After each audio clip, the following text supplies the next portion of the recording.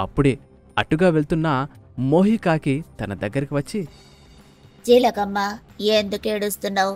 ఏం జరిగింది? నీకు వచ్చిన బాధేంటి చిలకమ్మ? అని ఆరా తీయగా చిలకమ్మ జరిగిన విషయం చెబుతుంది. దానిని విని మోహి పెద్దగా నవ్వుతూ ఉంటుంది. దానిని చూసి, మీకేమైనా మతిపోయిందా? నా పిల్లల్ని గద్దె తీసుకుని వెళ్ళిపోయిందంటే మీరు నవ్వుతున్నారు. తను నా స్నేహితుడు. తన పేరు మోటు. తను చాలా మంచివాడు. ఎవరైనా కష్టంలో ఉంటే తను ఓర్వలేడు. సహాయం చేయడం కోసమే తీసుకెళ్ళుంటాడు. నువ్వేం బాధపడొద్దు. నేను అతని దగ్గరికి తీసుకొని వెళ్తాను, రా అని ధైర్యం చెప్పి మోహి జానుని తీసుకొని మోటు వద్దకు వెళ్తుంది. మోటు దగ్గర పిల్లలు నీళ్లు తాగి ఆహారం తింటూ ఉంటారు. పిల్లలు తల్లిని చూసి, అమ్మా, ఈ మామయ్య చాలా మంచివాడు.